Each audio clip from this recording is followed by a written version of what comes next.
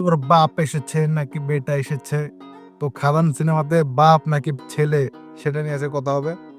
তো যদি ছবির অরিজিনে চলে আসি তাহলে ছবিটা না পুষ্পা লেভেলে, বাংলার পুষ্পা বলতে পারেন, বাংলা সালার বলতে পারেন। কারণ একটা ফিল সিনেমাটোগ্রাফি সব দিক দিয়ে হাই টপ। যদি আপনার আমাকে বলেন সিনেমাটা দেখতে যাবো কিনা, তো আপনার নিকটবর্তী হলে যদি সিনেমাটা লাগে তাহলে আপনি অবশ্যই যান, সিনেমাটা দেখে আপনার ফিল পাবেন। ফ্যামিলিকে নিয়ে যান, ফ্যামিলি সহ ফিল পাবেন।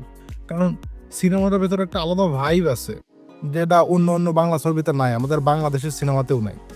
আকিব খানের যে তুফান সিনেমাটা আসছিল, তুফান সিনেমাটাও ভাইব আছে, কিন্তু তুফানে কিছু না একটা গল্প একটা মিসিং ছিল তুফানে, কিন্তু এখানে আপনি ওভার দ্য টপ সব কিছু পাবেন। আর যদি লাভ স্টোরি নিয়ে বলি তাহলে লাভ স্টোরির কানেকশনটা একটু উইক ছিল, কিন্তু মানে ঠিক আছে, মানে ওটা লাভ স্টোরি সিনেমা না, খাদান সিনেমার নামই খাদান। তো এখানে লাভ স্টোরি আপনি খুঁজলেও লাভ স্টোরি পাবেন না, কারণ এটা লাভ স্টোরি সিনেমা না। কিন্তু মধুমিতা যে আমাদের বাংলাদেশে কাজ করেছিলেন শাকিব খানের বিপরীতে, তো তিনার অনেক চমৎকার লাগতেছিল দেখতে। আর আরেকটা নায়িকা ছিল, তাদেরকে আমি চিনি না। তো দেবের যে বাপ ক্যারেক্টারটা, সেখানে বাপ ক্যারেক্টারটা ফারুক ছিল, যে সে খারাপ কাজ করতে সে জানে, কিন্তু তার ভিতরে মানুষত্ববোধটাও আছে, সেরকম একটা বিষয় ছিল। অ্যাকশন কোরিওগ্রাফির কথা যদি বলি, খাদানে অ্যাকশন কোরিওগ্রাফি ছিল নেক্সট লেভেল।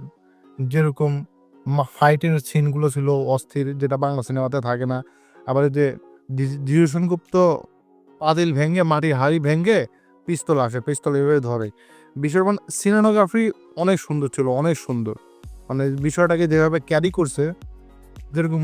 আর যিশু সেনগুপ্তর কথা যদি বলি তাহলে যিশু সেনগুপ্ত মানে দেবের থেকেও যিশুকে আমার বেশি ভালো লাগছে, কারণ তার সেকেন্ড হাফে সে অনেক সময় পাইছে অ্যাক্টিং করার মতো।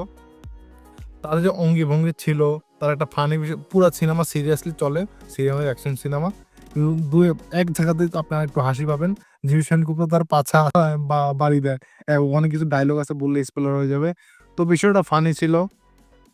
আর দেবের কথা, ছেলে দেবের কথা যদি বলি, সেও ভাই মাস্ট। মানে আমি তো মিডল পয়েন্টে সেকেন্ড হাফ শুরু হওয়ার পরে মিডল পয়েন্টে আমি ভাবছিলাম এটার এন্ডিং কিভাবে দিবে, ইউনিক ওয়েতে দিবে বা কিভাবে দিবে, কিভাবে দিবে এন্ডিংটা একটু আমাদের ওল্ড বাংলা সিনেমার মতোই, কিন্তু সমস্যা নেই।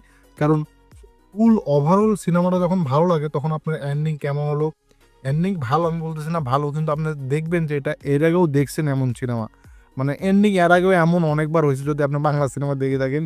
কিন্তু এখানে একটু স্পেশাল, কারণ এখানে জিশু সেনগুপ্ত ভিলেন ফুল যে ক্যারি করছে বিষয়টারে ভিলেন হিসেবে, তো ওটা এন্ডিং এ যে ওইভাবে ঠিক আছে। জিশু সেনগুপ্ত আপনার ভিলেন বলতে পারবেন না, কারণ সিনেমাটা আপনি দেখলে বুঝতে পারবেন জিশু সেনগুপ্ত ভিলেন কি না, এখানে একটু কনফিউজ আছে। যদি ওভারঅল সিনেমাকে রেটিং দিতে বলেন তাহলে আমি পুরো সিনেমাকে রেটিং দিব 10-এর ভিতর 8। কারণ আমার কাছে ভালো লাগছে সিনেমাটা। একটু এদিক সেদিক আছে, লাভ স্টোরি কানেকশন একটু উইক, কিন্তু সিনেমা খাদানের গল্প খাদান দেখাইছে, নেক্সট লেভেল দেখাইছে, অনেক ভালো লাগছে। আপনারা চাইলে দেখতে পারেন, আপনার নিকটবর্তী হলে যে অবশ্যই দেখেন। দেখা হচ্ছে অন্য কোনো ভিডিওতে।